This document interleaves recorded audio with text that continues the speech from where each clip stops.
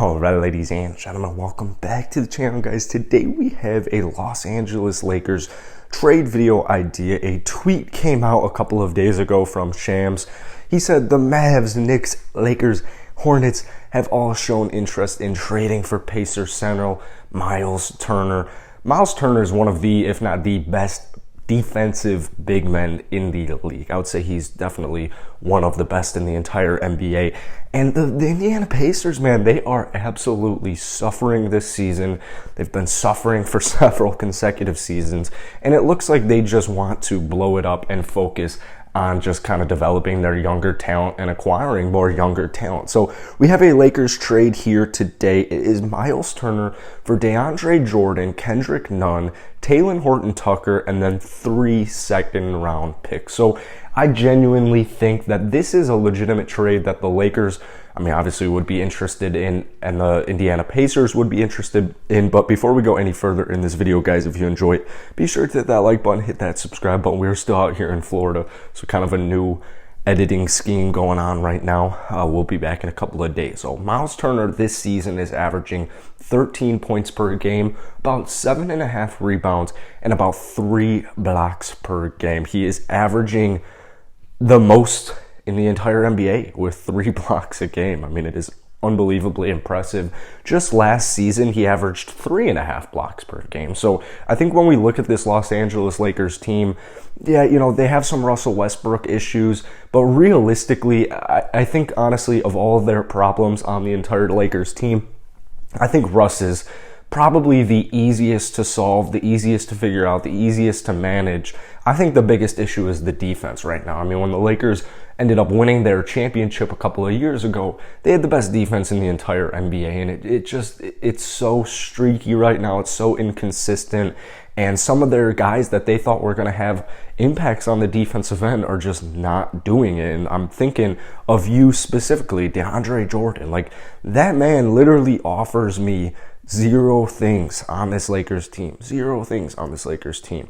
The good news for the Lakers is it's not like Myles Turner is, and I don't want this to sound bad at all, but it's not like he's Dwight Howard where he's more of a defensive, only a defensive post, interior paint presence. Like, Myles Turner can score the basketball and he can also shoot the basketball. 4.4 threes per game this season for Myles, and he's making them at about a 36% clip. So efficient, extremely efficient for a big man of his size, of his stature.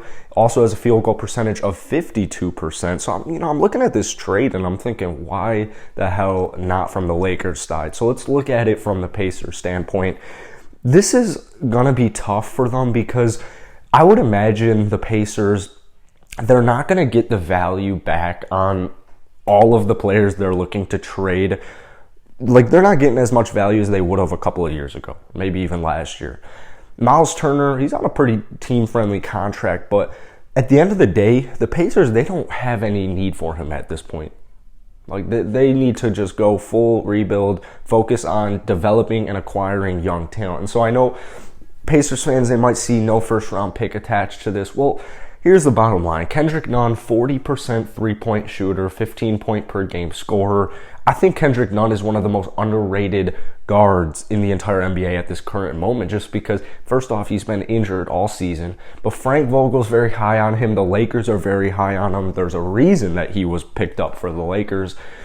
15 points per game, man, I don't think anyone's really going to complain with that. You pair that with Talen Horton-Tucker, who, and I know Talen hasn't had the best season, but I think a very, very similar situation to Kyle Kuzma would occur if Talen was ended up traded. He's been in the league for a couple of years now. He's got great defense.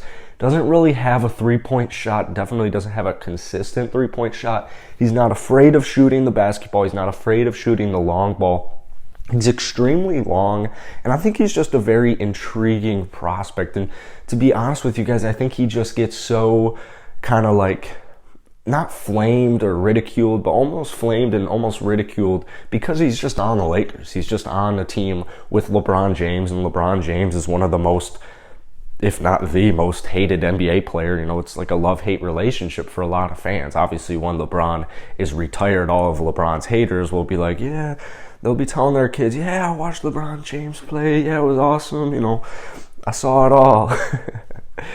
Man, they suck. But anyways, I just think THT is getting a little bit of the LeBron treatment right now, where it's like they're asking these young players to do so much that I think a guy like Taylor just needs to go to a new team where he can kind of find his identity. Because on the Lakers, they kind of need him to be a specific somebody.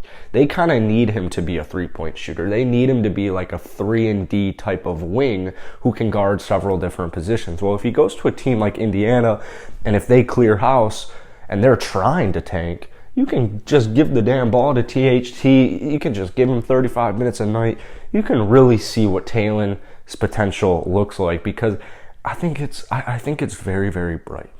That's it for today, guys. Let me know if you would accept this trade or not. We're also still trying to hit 10,000 subscribers, so a like, a comment for the algorithm would be greatly appreciated. If we could try to get this video to 50 likes, that would be absolutely awesome. But have a great day. Have a good rest of your day, and I'll see you guys later.